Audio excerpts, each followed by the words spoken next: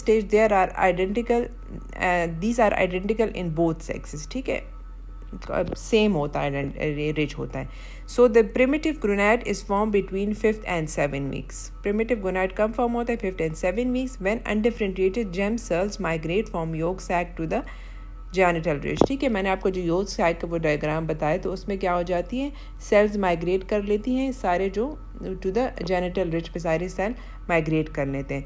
So the in absence of male determinants the primitive gonad become an ovary. ठीक है, जब आपके पास mail determine नहीं होगे तो primitive gonads become an ovaries. ठीक है, आपके पास जो मैंने आपको पढ़ाया था SRY जीन्स और ये सारी चीज़ें होती हैं. ठीक है, तो अगर SRY जीन होगा तो आपके पास फिर मेल वाले वो होंगे, अगर नहीं होगा तो आपके पास फिर फीमेल वाले वो रिप्रोडक्टिव ऑर्गन्स बनेंगे. ठीक है, तो इसके बाद क्या होगा, granulosa cells derive from the proliferative coelomic epithelium surrounding the germ cell and form the primordial follicles. ठीक है, ग्रेनोडा सेल कहाँ से होता है, डिराइव होता है, सीलोमिक एपिथेलियम से डिराइव होता है. ठीक है, और उसके बाद आपके पास वो क्या बना लेता है, आपके पास प्राइमोडियल फॉलिकल्स बनाती है oocyte के ओवरी के अंदर बता रहे हैं. ठीक है, वो किस तरह बनते हैं, जो oocytes किस तरह बनते हैं आपके पास. पॉलीफ्रेटिव ग्रेनोजा सेल कहाँ से बन जाते हैं, पॉलीफ्रेटिव सीलोमिक एपिथेलियम से, and it form the primordial follicles. Each primordial follicle consists of an oocyte within the single layer of granosa cell. And theca cell develop from the proliferative coelomic epithelium and are separated from the granosa cell by a basal lamina. ठीक है, तो आपके पास दो चीज़ें बन गई.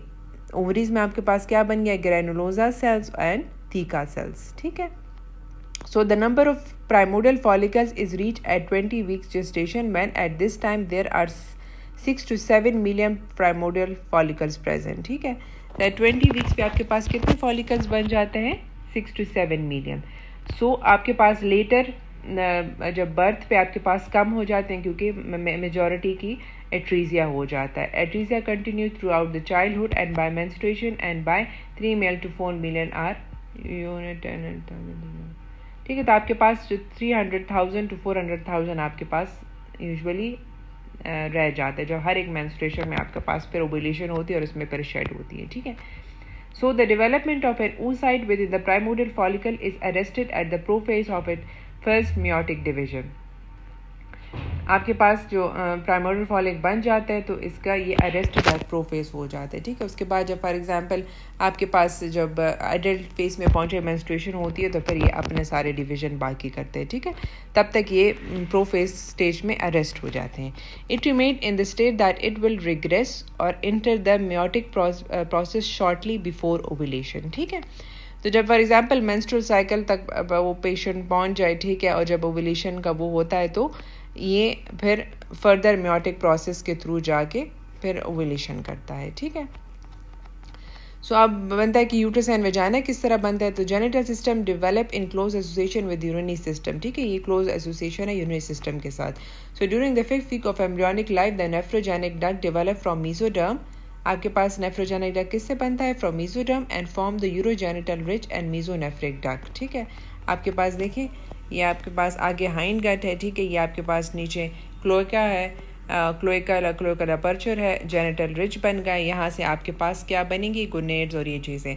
और आपके पास ये मेटोनेफ्रॉस किडनी बनता है और किडनी के साथ आपके पास ये मेसोनेफ्रिक डक्ट बन गया. ठीक है, so the mesonephric duct also named as Wolffian duct develop under the influence of testosterone into vas deferens, epididymis and seminal vesicles. ठीक है, ऑब्वियसली आपके पास अगर मेल वो बन गए, टेस्टोस्टेरोन रिलीज होता है तो टेस्टोस्टेरोन क्या करता है, आपके पास क्या बनाता है, मेसोनेफ्रिक डक्ट से आपके पास क्या बनते हैं, vas deferens, epididymis and seminal vesicle.